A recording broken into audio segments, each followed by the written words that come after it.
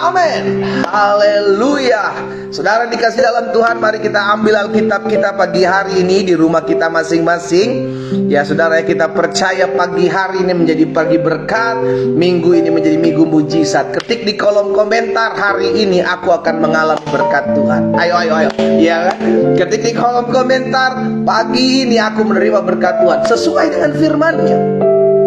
Wah, siapa yang mencari kerajaan Allah serta kebenaran yang terlebih dahulu, maka semuanya akan ditambahkan dalam kehidupanmu. Saudara, pagi hari ini kita rindu memulai hari kita bersama dengan Tuhan. Dan kita percaya sepanjang hari ini kita lihat pertolongan Tuhan. Sepanjang hari ini kita lihat pemeliharaan Tuhan dalam kehidupan kita. Great, haleluya. Nah, kita ambil Alkitab kita pagi hari ini. Kita ada dalam Imamat pasalnya yang ke-6. Imamat pasalnya yang ke-6 ayat yang ke-14 sampai dengan ayat 23, ya. Di dalam Imamat pasalnya yang ke-6 ayat 14 sampai dengan ayat 23. Inilah hukum tentang korban sajian. Ya, kemarin kita belajar tentang korban bakaran, bukan lagi bicara tentang korbannya, tetapi bicara tentang tata cara bagaimana Imam Harun bersama dengan anak-anaknya mengelola dari korban-korban tersebut, ya. Inilah hukum tentang korban sajian. Anak-anak Harun haruslah membawanya ke hadapan Tuhan, ke depan mezbah. Setelah dikhususkan dari korban sajian itu segenggam tepung yang terbaik dengan minyak serta seluruh kemenyan yang di atas korban sajian itu, maka haruslah semuanya dibakar di atas mezbah sehingga baunya menyenangkan sebagai bagian ingat-ingatannya bagi Tuhan. Ayat 16. Selebihnya haruslah dimakan oleh Harun. Jadi ketika bangsa Israel membawa korban sajian berupa tepung, minyak, dan kemenyan, ya saudara, dibakar. Selebihnya dari itu adalah bagian Harun sebagai seorang imam yang melayani di sana. Bukan hanya Harun, tetapi Harun beserta dengan anak-anaknya, saudara yang dikasih dalam Tuhan. Tetapi Tuhan berikan syarat bagi Harun di ayat yang ke-16. Selebihnya haruslah dimakan oleh Harun beserta Harun dan anak-anaknya. Haruslah itu dimakan sebagai roti yang tidak beragi, ya. Dan di suatu tempat yang kudus haruslah mereka memakannya di pelataran kemah pertemuan. Jadi mereka makan roti sajian itu, saudaraku, si Imam Harun dan anak-anak ini nggak bisa di sembarang tempat. Harus di tempat di mana ada kekudusan di sana. Ya, itulah yang menekankan bahwa seorang imam harus tetap berjalan dalam kekudusannya. Apalagi mereka menghampiri Tuhan, saudaraku. Ya, dan Alkitab mencatat kita ini adalah imamat yang rajani. Saudara dan saya yang seharusnya tinggal di dalam kekudusannya Tuhan. Kita lanjut dulu ayat 17. Jangan itu dibakar beragi. Telah kuberikan itu sebagai bagian mereka, bagi imam-imam ini, daripada segala korban api-apianku. Itulah bagian maha kudus. Sama seperti korban penghapus dosa dan korban penghapus salah. Ada bagiannya si Imam Harun bersama dengan anak-anaknya, ya. Setiap laki-laki di antara anak-anak Harun haruslah memakannya. Itulah suatu ketetapan untuk selamanya bagi kamu turun-temurun. Itulah bagianmu dari segala korban api-apian Tuhan. Setiap orang yang kena kepada korban-korban itu menjadi kudus. Tuhan berfirman kepada Musa, inilah persembahan Harun dan anak-anaknya yang harus dipersembahkan oleh mereka kepada Tuhan. Jadi bukan hanya Harun menerima persembahan dari bangsa Israel yang diberikan kepada Tuhan sebagai seorang imam, tetapi Imam Harun beserta anak-anaknya pun harus memberikan korban persembahan kepada Tuhan. Di ayat yang ke-20, inilah persembahan Harun dan anak-anaknya yang harus dipersembahkan oleh mereka kepada Tuhan pada hari ia diurapi. 1/10 eva tepung yang terbaik sebagai korban sajian yang tetap, setengahnya pada waktu pagi dan setengahnya pada waktu petang. Kita sudah belajar kemarin tentang korban bakaran, bahwa di atas mezbah bakaran itu nggak boleh kosong. Setiap hari Imam Harun, baik korban pagi, korban petang, korban pagi, korban petang, itu 24 jam nonstop harus ada korban bakaran. Ya, itulah yang dipersembahkan Imam Harun bersama dengan anak-anaknya setiap hari. Ayat 21, haruslah itu diolah di atas panggangan bersama-sama minyak. Setelah teraduk, haruslah engkau membawanya dan mempersembahkan sebagai korban sajian sesudah dibakar dan berpotong-potong sebagai bau yang menyenangkan bagi Tuhan. Dan imam dari antara anak-anak yang diurapi harus sebagai penggantinya haruslah mengolahnya. Itulah suatu ketetapan untuk selama-lamanya. Seluruhnya haruslah dibakar bagi Tuhan. Ayat 23. Tiap-tiap korban sajian dari seorang imam itu haruslah menjadi korban yang terbakar seluruhnya, jangan dimakan. Jadi korban yang dari bangsa Israel diberikan kepada Tuhan, itu sisanya bagiannya diberikan kepada Imam Harun dan anak-anaknya, keluarganya. Tetapi persembahan dari Imam Harun harus dibakar sampai habis. Saudara, kita kembali melihat di ayat yang ke-16. Bagaimana ketika Tuhan mempercayakan Harun menerima apa yang menjadi persembahan bangsa Israel itu, namun mereka harus memakannya di tempat kudus. Alkitab katakan di ayat yang ke-16 ya, selebihnya harus dimakan oleh Harun dan anak-anaknya. Haruslah itu dimakan sebagai roti yang tidak beragi. Kita tahu ragi bicara tentang dosa, ya kan, di ajaran Tuhan Yesus. Ragi bicara tentang sesuatu yang tidak berkenan kepada Tuhan, dan di suatu tempat yang kudus. Di mana tempat kudus itu? Tuhan katakan mereka memakannya di pelataran kemah pertemuan. Saudara, kita pernah beberapa waktu lalu belajar tentang pelataran. Ada apa di pelataran itu? Kenapa mereka harus makan di pelataran kemah suci atau pelataran kemah pertemuan? Pelataran adalah tempat di mana umat Tuhan itu berjumpa dengan Tuhan, ya, karena di sana ada korban, ada mesbah, korban bakaran itu diletakkan di pelataran, ya, sehingga ketika umat Tuhan datang membawa korban itu dibakar di sana, Tuhan hadir. Itulah tempat kudus. Berarti tempat kudus di sini adalah tempat di mana Tuhan hadir. Sama-sama bilang sama saya, tempat di mana Tuhan hadir adalah tempat kudus. Dan tahukah saudara bahwa ketika kita memuji menyembah Tuhan, Tuhan hadir, maka tempatmu adalah tempat kudus. Tempat di mana saudara dan saya memuji dan menyembah Tuhan pagi hari ini, itu adalah tempat kudus. Kenapa? Karena tempat di mana kita umat Tuhan berjumpa dengan Tuhan. Itulah tempat kudus. Karena kalau kita tahu bersama bicara tentang pelataran kemah suci atau pelataran kemah pertemuan yang dikatakan Tuhan sebagai tempat kudus di mana Harun dan anak-anaknya memakan korban sajian di sana. Kan kemah suci atau kemah itu, tabernakal itu kan berpindah-pindah, knockdown, ya kan? Ketika Tuhan jalan, maka mereka bongkar, mereka jalan. Nanti mereka pasang lagi, mereka bongkar, mereka pasang lagi, berpindah-pindah. Berarti tempat pelataran itu pun berpindah-pindah. Nah, berarti bukan soal tempat di mana pelataran itu berada, tetapi tempat di mana Tuhan hadir. Ini yang penting. Dan ini yang saya mau bagikan buat setiap kita. Dimanapun saudara berada, engkau lagi di kendaraan, engkau lagi menyembah Tuhan, engkau lagi di kamar, engkau lagi menyembah Tuhan, engkau lagi di ruang tamu, engkau lagi menyembah Tuhan. Tempat itu menjadi tempat kudus di mana Tuhan hadir. Ingat ketika Musa melihat semak yang terbakar. Semak yang terbakar, saudara dikasih dalam Tuhan, ketika Musa akan menghampiri semak itu, Tuhan bilang, stop. Jangan kau dekat, tanggalkan kasutmu, sebab tanah ini adalah tanah kudus, tempat ini adalah tempat kudus. Jadi dimanapun Tuhan tempatkan saudara dan saya, engkau diutus ke bagian manapun di negara di mana engkau tinggal, engkau diutus di kota bagian manapun, ketika engkau menyembah Tuhan, disitulah tempat kudusmu, engkau berjumpa dengan Tuhan.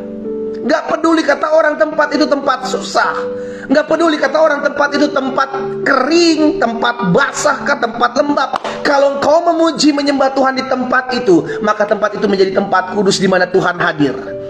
dalam kolom komentar kita sama-sama. Tempat itu menjadi tempat di mana Tuhan hadir. Tempat di mana kita menyembah Tuhan, itulah yang menjadi tempat di mana Tuhan ada di tengah-tengah kita. Ayo ketik di kolom komentar, tempat di mana saya menyembah Tuhan, tempat itu menjadi tempat yang kudus. Maka saya ajak setiap umat Tuhan, dimanapun Tuhan tempatkan kau berada. Engkau punya pergumulan di tempat pekerjaanmu, angkat pujian penyembahan di tempat pekerjaanmu. Engkau ada pergumulan di dalam rumah tanggamu, angkat puji-pujian penyembahan di tengah-tengah rumah tanggamu. Engkau akan lihat Tuhan hadir di sana, dan Tuhan hadir di sana, tempat itu menjadi tempat kudus. Saudara yang dikasih dalam Tuhan, ini yang perlu kita mengerti. Yang kita perlukan adalah kehadiran Tuhan. Yang kita perlukan ada kuasa Tuhan mengalir dalam kehidupan setiap kita. Disitulah kehadiran Tuhan dinyatakan. Disitulah kekudusan Tuhan dinyatakan. Itu sebabnya Tuhan memiliki kerinduan agar kita selalu ada dalam hadiratnya. Taruh tangan kanan kita di dada. Sama-sama bilang sama saya, Tuhan rindu saya selalu ada dalam hadirat Tuhan. Amin. Dimanapun saudara berada, engkau sedang mengalami pergumulan, jangan stres, justru datang menyembah Tuhan. Engkau sedang ada dalam pergumulan apapun yang kau hadapi, ayo datang masuk kamar memuji menyembah Tuhan. Tempat di mana engkau memuji menyembah Tuhan, tempat di mana hadirat Tuhan, tempat itu menjadi tempat yang dikuduskan oleh Tuhan. Dimanapun saudara berada, karena di mana ada kekudusan, kesanalah adalah berkat-berkat Tuhan dicurahkan. Nah, saya pelajari kenapa Tuhan memiliki kerinduan dalam hidup kita, agar kita selalu ada dalam hadiratnya, ada di tempat kudusnya. Yang pertama, karena di dalam tempat kudusnya, di dalam hadiratnya, kita mengalami perjumpaan pribadi dengan Tuhan. Ya, tempat di mana bangsa Israel, umat Tuhan, mengalami perjumpaan pribadi adalah tempat di pelataran. Ketika mereka membawa korban, disitulah mereka mengalami perjumpaan dengan Tuhan. Dan saudaraku, orang yang berjumpa dengan Tuhan, dia mengalami pemulihan. Sama-sama taruh tangan kanan kita di dada. Sama-sama bilang sama saya akan mengalami pemulihan tatkala saya berjumpa dengan Tuhan. Amin. Setiap orang yang berjumpa dengan Tuhan Yesus, yang Alkitab catat, semua mengalami pemulihan. Saudara lihat siapa Zakeus. Saudara lihat ketika dia mengalami perjumpaan dengan Tuhan, hidupnya diubahkan. Saudara lihat siapa perempuan yang kedapatan tangan berzina, dia mengalami perjumpaan dengan Tuhan, dia diubahkan hidupnya. Saudara lihat siapa Saulus.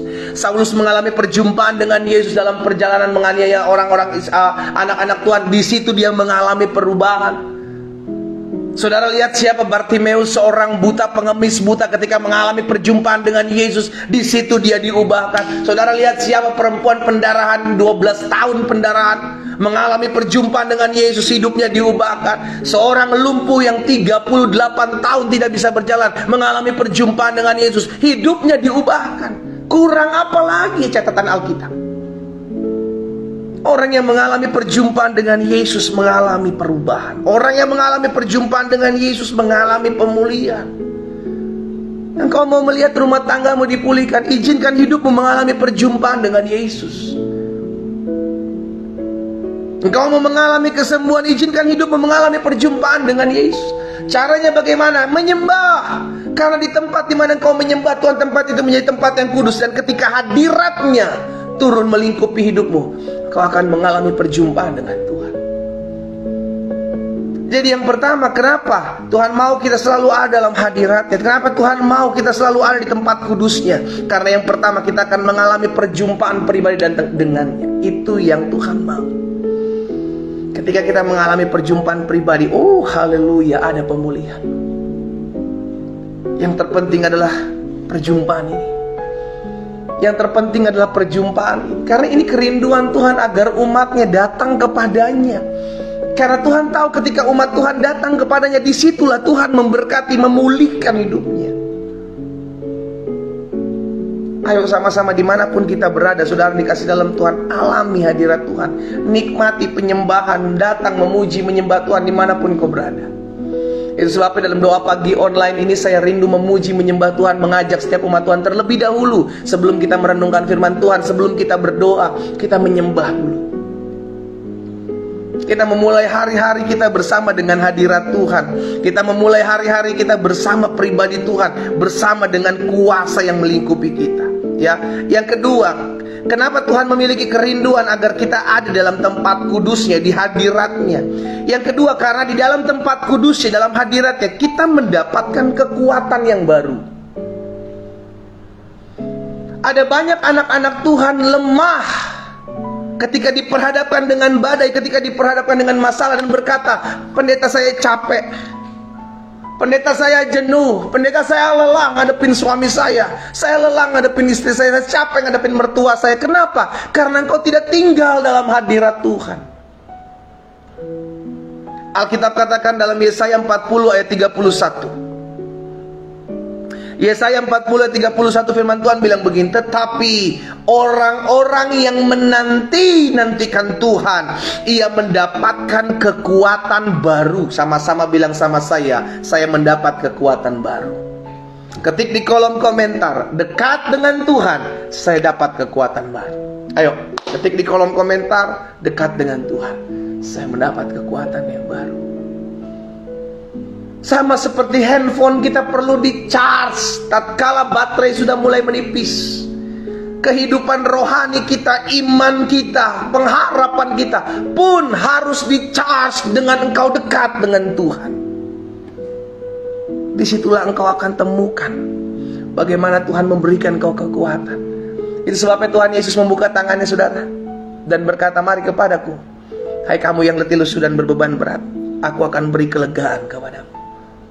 Engkau yang hari-hari ini sedang jenuh menghadapi hidup, engkau yang hari-hari sudah lemah, engkau yang hari-hari sudah capek menghadapi masalahmu, ayo datang sahabat Tuhan Yesus. Hampiri tahtanya. Ayo datang sama Tuhan.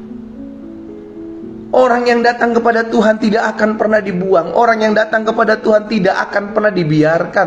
Dia perhatikan, karena dia yang ngajak setiap kita. Ayo, mari kepadaku, hai engkau yang letih lesu dan beban berat, aku akan beri kelegaan, aku akan beri kekuatan, aku akan beri pengharapan. Jadi yang kedua, kenapa Tuhan mau setiap kita tinggal dalam kekudusan, tinggal dalam hadiratnya? Karena dalam kekudusan, dalam hadiratnya, kita mendapatkan kekuatan yang baru. Kekuatan yang baru ini yang diperlukan oleh anak-anak Tuhan dalam menjalani hidup. Ya, kekuatan yang baru ini yang diperlukan anak-anak Tuhan hari-hari ini menghadapi masalah. Karena sudah dikasih dalam Tuhan, Alkitab mencatat di hari-hari terakhir akan datang masa yang sukar. Masa yang sukar itu yang membuat kita harus semakin dekat dengan Tuhan. Masa yang sukar itu yang membuat kita semakin harus melekat kepada Tuhan. Untuk apa? Dapatkan kekuatan baru. Yesaya katakan orang yang menanti-nantikan Tuhan akan mendapatkan kekuatan baru. Mereka seumpama raja wali yang terbang dengan kekuatan sayapnya. Mereka berlari tidak menjadi lesu. Mereka berjalan dan tidak menjadi lelah. Engkau tidak akan pernah merasa capek ikut Tuhan. Saya sering kali mendengar kata-kata capek, saya ikut Tuhan pendeta habis begini-begini aja, kayaknya doa saya nggak dijawab-jawab. Saya sering kali mendengar perkataan anak-anak Tuhan, lelah saya ikut pendeta, ikut Tuhan. Kok hidup saya begini-begini aja terus? Kenapa engkau lelah? Kenapa engkau capek? Karena engkau tidak dekat dengan hadiratnya. Engkau tidak mengalami hal itu. Kerinduan Tuhan adalah memberikan kekuatan. Kerinduan Tuhan adalah memberikan damainya dalam hatimu. Ayo dekat dengan Tuhan, intim dengan Tuhan. Tinggal di tempat kudusnya, tinggal di gunung kudusnya, tinggal di hadiratnya. Di mana itu? Tempat di mana engkau sedang menyembah Tuhan. Tempat itulah menjadi tempat kudus. Tempat itu menjadi tempat engkau kuat. Tempat itu menjadi tempat engkau menemukan pengharapan dalam Tuhan. Tempat di mana engkau sedang menyembah Tuhan. Masalahnya banyak dari kita anak-anak Tuhan hanya pengen jawaban dari Tuhan, hanya pengen jalan keluar dari Tuhan, tanpa mau buang waktu di hadirat Tuhan. Itu miris. Itu miris. Engkau hanya mengejar kantongnya Tuhan, engkau hanya mengejar buah tangannya Tuhan, tanpa engkau mau mengenal hatinya lebih lagi, tanpa engkau mau lebih dekat lagi dengan pribadi. Itu miris.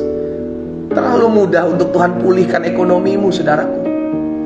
Terlalu mudah untuk Tuhan pulihkan pekerjaan, pulihkan rumah tanggamu, pulihkan kesehatanmu. Terlalu mudah. Tetapi yang Tuhan cari adalah, maukah engkau mendekat kepadaku? Karena ketika engkau dekat kepadaku, aku akan memulihkanmu. Jadi yang kedua, kenapa Tuhan mau setiap kita ada dan diam di dalam tinggal tempat kudusnya, atau di hadiratnya. Yang kedua, karena kita dengan dalam hadirat Tuhan, dalam tempat kudus Tuhan, kita mendapatkan kekuatan yang baru. Yang ketiga, yang terakhir, kenapa Tuhan mau setiap kita tetap tinggal di tempat kudusnya, di dalam hadiratnya? Karena yang pertama, dalam tempat kudusnya, dalam hadiratnya, kita mengalami perjumpaan pribadi dengan Yesus. Dan orang yang berjumpa pribadi semuanya mengalami perubahan. Alkitab mencatat kisah itu. Orang yang mengalami perjumpaan pribadi dengan Yesus dipulihkan, diubahkan. Dan yang kedua, kenapa kita perlu ada dan diam dalam tempat kudusnya, dalam hadiratnya? Karena di dalam tempat kudusnya, dalam hadiratnya, kita mendapatkan kekuatan yang baru. Dan yang ketiga, yang terakhir, kenapa kita perlu ada dan diam dalam tempat kudusnya, di dalam hadiratnya? Karena yang ketiga, di dalam tempat kudusnya, di dalam hadiratnya, kita dibentengi, kita diluputkan dari segala yang jahat. Saudara, hidup orang percaya itu ada benteng. Tapi benteng itu adalah ketika engkau dekat dengan Tuhan. Ibarat Tuhan pegang payung. Kalau kita sedang mengalami hujan, maka kita harus dekat dengan Tuhan. Jangan keluar dari payung perlindungan Tuhan. Di situ engkau aman, di situ engkau tenang, di situ engkau damai. Nah, keputusan untuk keluar dari payung perlindungan Tuhan, keputusan untuk keluar dari pagar perlindungan Tuhan, itu bukan keputusan Tuhan yang larikan diri. No, Tuhan tetap menyertai kita. Kitalah yang seringkali lari dari penyertaan Tuhan. Kita yang seringkali keluar dari penyertaan Tuhan. Dari mana caranya kita lari dari penyertaan Tuhan, keluar dari perlindungan Tuhan? Ketika kita tidak menjaga hidup kita untuk tetap tinggal dalam kekudusan. Lihat Ayub pasal yang pertama ayat 10. Di dalam Ayub pasal pertama ayat 10 bilang apa, saudaraku? Ayub di pasal yang pertama ayat 10 bilang begini, bukankah engkau, kata Tuhan, ya, bukankah engkau yang membuat pagar sekeliling Ayub? Jadi Tuhan membuat pagar sekeliling Ayub. Bukan cuma sekeliling Ayub, tetapi sekeliling rumahnya serta segala yang dimilikinya. Tuhan pagari. Jadi kehidupan orang percaya itu ada pagar perlindungan. Taruh tangan kanan kita di dada, sama-sama bilang sama saya, dalam hidup saya ada pagar perlindungan Tuhan. Amin. Ketik di kolom komentar, hidup saya dipagari oleh Tuhan. Ketik di kolom komentar, hidup saya dipagari oleh Tuhan. Itu yang Tuhan mau. Karena di dalam hadiratnya, di dalam tempat kudusnya, hidup kita dibentengi, hidup kita diluputkan dari segala yang jahat. Sekarang dikasih dalam Tuhan, mari sama-sama kita hari ini, kalau kita sudah menyadari bahwa hidup kita perlu dekat dengan Tuhan, ayo hampiri tahta Tuhan, dekat dengan hadiratnya, cari pribadinya, kejar kasihnya, sehingga hari-hari hidup kita adalah tempat di mana kita tinggal, tempat di mana kita berbisnis, tempat di mana kita berusaha, itu adalah tempat di mana ada kekudusan Tuhan. Caranya bagaimana, Pak? Saya mau hal itu terjadi. Sederhana. Jadikan tempat itu tempat engkau menyembah Tuhan Yesus. Jadikan tempat di mana engkau hidup itu tempat di mana engkau memuliakan nama Tuhan. Maka di sanalah hadirat Tuhan turun. Dan di sana hadirat Tuhan turun, kekudusan Tuhan melingkupimu. Dan kau akan melihat bagaimana hidupmu mengalami perjumpaan dengan Tuhan. Kita berdoa, kita datang kepada Tuhan. Pagi hari ini kami datang kepadamu ya Tuhan Yesus. Kami mengucap syukur buat kasih setiamu, buat kemurahanmu dalam hidup kami, buat anugerahmu dalam hidup kami. Kalau hari-hari ini kami sadar bukanlah hari-hari yang mudah untuk kami jalani. Itu sebabnya hari ini kami diingatkan untuk selalu ada di tempat kudusnya Tuhan. Tempat kudus Tuhan yang adalah tempat di mana kami memuji dan menyembah Tuhan. Tempat kudus Tuhan adalah tempat di mana kami menyembah dan memuliakan nama Tuhan. Maka hadirat-Mu melingkupi kami, kekudusan-Mu ada di tempat di mana kami menyembah dan memuji memuliakan nama Tuhan. Bapak, apa yang Kau taruh dalam hati hamba sudah hamba sampaikan buat umat Tuhan. Hamba berdoa di dalam nama Yesus, biarlah kasih karunia Tuhan terus melingkupi kami. Tuhan menuntun kami, Tuhan mengarahkan kami, Tuhan mengajar kami tentang nilai-nilai yang harus kami lakukan dalam kehidupan kami. Kalau hari ini kami diingatkan agar kami selalu ada dalam tempat kudus-Mu, agar kami mengalami perjumpaan dengan Tuhan. Ampuni kami kalau hari-hari ini yang kami kejar hanyalah buah tangan Tuhan, berupa mujizat, berupa berkat, berupa pemulihan. Kami lupa bahwa sejatinya yang Tuhan cari adalah penyembah-penyembah yang menyembah Engkau dalam roh dan kebenaran. Maka saat itulah hadirat Tuhan turun, saat itulah kuasa Tuhan mengurapi kami, dan kami mengalami pemulihan. Bapak, hamba berdoa buat anak-anak Tuhan yang pagi hari ini rindu mengalami pemulihan. Biarlah mulai hari ini mereka mengalami pemulihan Tuhan tatkala mereka menyembah-Mu. Dan pagi hari ini ada banyak anak-anak Tuhan yang ketika memuji menyembah Tuhan dalam pujian penyembahan yang mereka angkat di altar kudus Tuhan, mereka dipulihkan, mereka dilawat Tuhan, mereka disembuhkan di dalam nama Yesus. Dalam nama Yesus. Itulah yang terjadi tatkala kami diam di hadirat Tuhan. Terima kasih Bapa. Pagi hari ini kami datang kepadamu ya Tuhan. Hamba berdoa menyerahkan ke dalam tangan Tuhan setiap kami yang mungkin hari-hari ini capek menghadapi masalah, lemah, lelah, menghadapi pergumulan hidup. Jika itu adalah doamu, taruh tangan kananmu di dada. Saudara, engkau yang hari-hari ini merasa lelah, engkau yang hari-hari ini merasa capek ikut Tuhan, kau ikut Tuhan gini-gini aja, kau ikut Tuhan gak ada perubahan, engkau jenuh ikut Tuhan, taruh tangan kananmu di dada. Saya mau berdoa, engkau hari ini kehilangan kekuatan dari Tuhan, tapi hari ini Tuhan mau memberikan kekuatan yang baru. Sebab firman yang mengingatkan kita, orang yang menanti-nantikan Tuhan akan mendapatkan kekuatan yang baru. Jika itu adalah dirimu, engkau yang sedang lelah, engkau yang sedang jenuh, engkau yang sedang capek jalani hari-hari hidupmu, taruh tangan kananmu di dada. Saya mau berdoa buat saudara. Bapa, hamba berdoa di dalam nama Tuhan Yesus.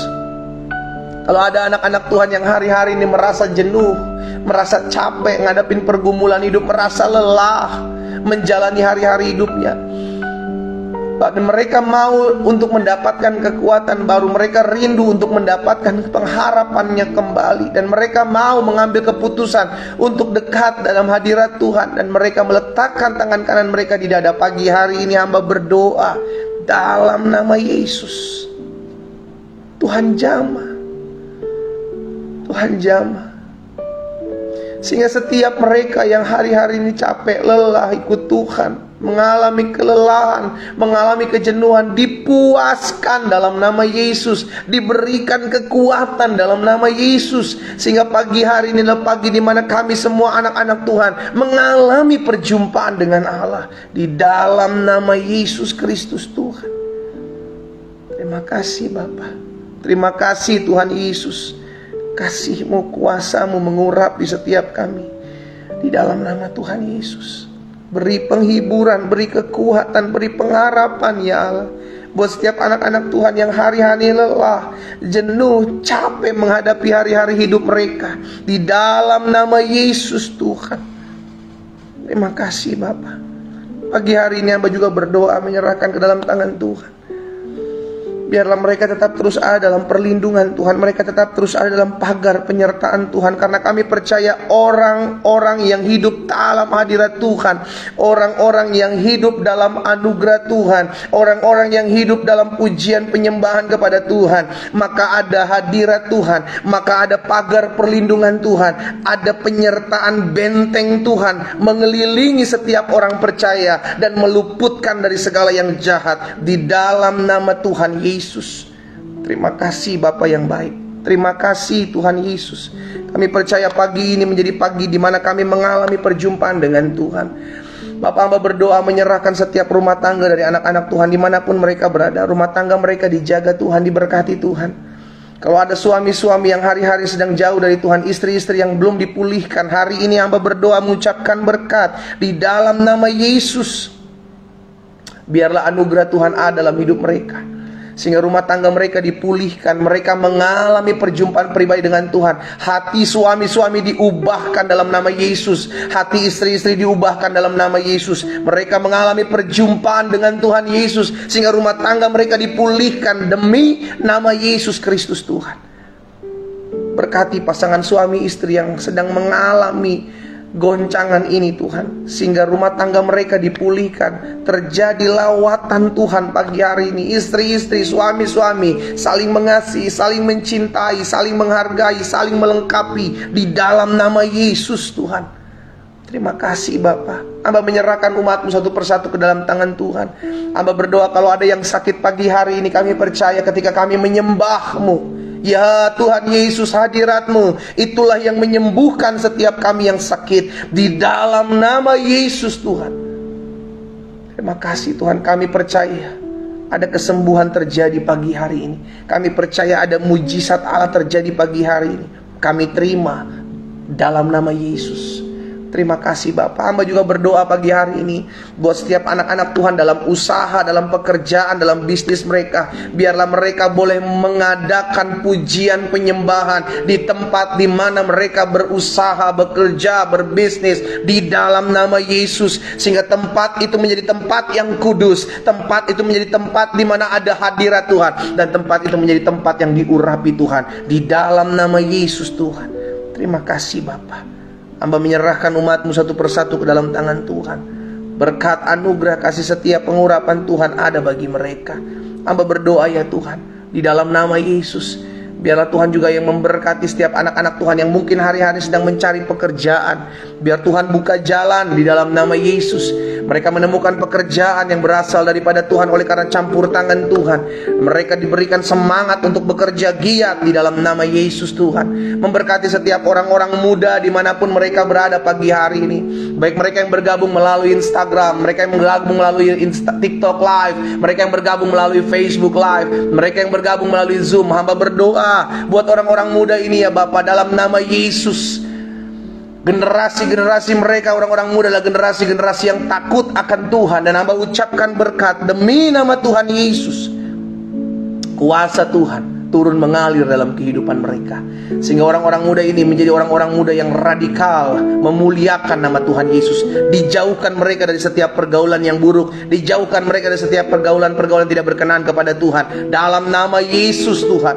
Kalau ada di antara mereka yang hari-hari sedang mencari pasangan hidup, hamba berdoa memohon belas kasihan Tuhan. Biar Tuhan yang mempertemukan mereka dengan pasangan hidup yang mengasihi Tuhan Yesus, mencintai Tuhan Yesus. Bahkan pasangan hidup yang mengasihi, mencintai dan menghargai hidup mereka sebagai anak-anak Tuhan di dalam nama Yesus. Tuhan terima kasih. Ada orang-orang tua yang pagi hari ini juga berdoa buat anak-anak mereka. Hamba berdoa di dalam nama Yesus, biar Tuhan yang memberkati, sehingga setiap orang tua yang mendoakan anak-anak mereka di dalam nama Yesus, mereka melihat campur tangan Tuhan, mengubahkan, memulihkan orang-orang muda, anak-anak yang didoakan oleh mereka dalam nama Yesus. Terima kasih Tuhan. Hamba berdoa menyerahkan umat-Mu satu persatu dalam tangan Tuhan yang kuat. Belas kasihan Tuhan ada, pengurapan Tuhan, kuasa Tuhan melingkupi setiap kami. Terima kasih Bapa. Pagi hari ini hamba juga berdoa secara khusus menyerahkan ke dalam tangan Tuhan hubungan-hubungan yang ada. Oh, biar terjadi rekonsiliasi, terjadi pemulihan. Kalau hari-hari ini ada hubungan-hubungan yang sedang rusak, yang sedang terpisah, antara adik dengan kakak, antara orang tua dengan anak, mertua dengan menantu, om tante dengan keponakan, yang mungkin hari-hari sedang ada keributan. Bapa, hari ini sebagai anak-anak Tuhan, tugas kami adalah menjadi pembawa-pembawa damai. Karena itu biarlah setiap kami ya Tuhan boleh menjadi pembawa-pembawa damai bagi keluarga kami, sehingga terjadi rekonsiliasi, terjadi pemulihan antara orang tua dengan anak, antara mertua dengan menantu, antara adik dengan kakak, dipulihkan dalam nama Yesus terjadi.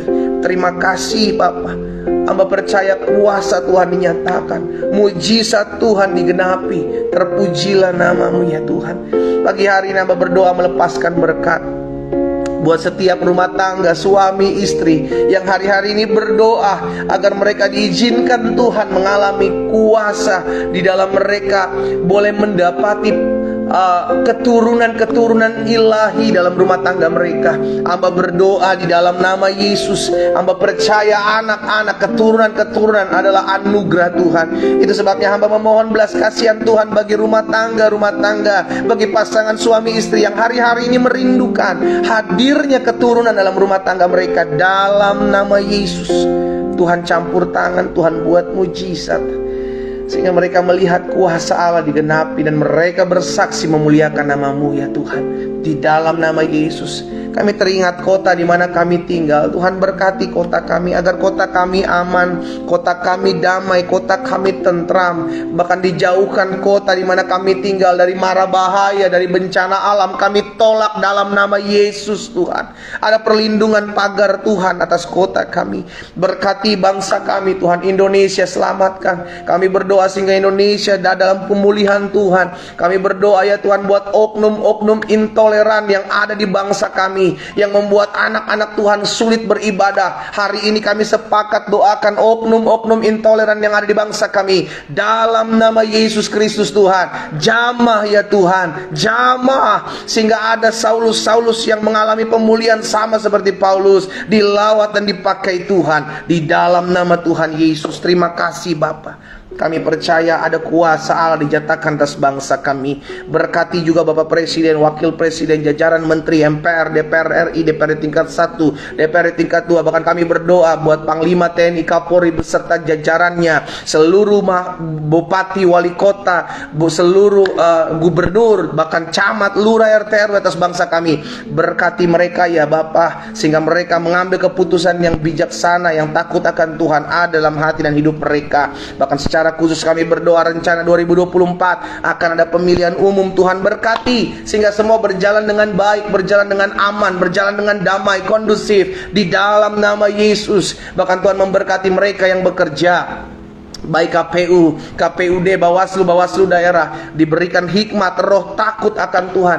Mereka bekerja dengan jujur, mereka bekerja dengan adil, oleh karena anugerah Tuhan ada dalam hidup mereka. Terima kasih Tuhan Yesus. Pada akhirnya kami berdoa buat jiwa-jiwa yang masih jauh dari Tuhan. Kami percaya kalaupun ada di antara yang menyaksikan doa pagi online ini, mereka belum mengenal Yesus. Hamba berdoa dalam nama Yesus, biarlah kasih mula-mula, hati yang rindu untuk mengenal Engkau Tuhan Yesus sebagai Tuhan dan Juru Selamat ada dalam hati setiap mereka. Di dalam nama Tuhan Yesus Kristus terjadi kuasa, terjadi lawatan, terjadi roh pengenalan akan Tuhan Yesus Kristus sebagai Tuhan dan Juru Selamat. Hamba lepaskan di rumah-rumah mereka yang menyaksikan doa pagi online ini di dalam nama Tuhan Yesus. Terima kasih Bapak, sehingga ada jiwa-jiwa yang datang kepada Tuhan dan nama Tuhan Yesus dipuji dan dipermuliakan. Kami sudah berdoa dan kami percaya apa yang kami doakan sudah kami terima. Sebab demikianlah firman Tuhan, bahwa apapun juga yang kamu doakan dan kamu minta, percayalah bahwa kamu telah menerimanya,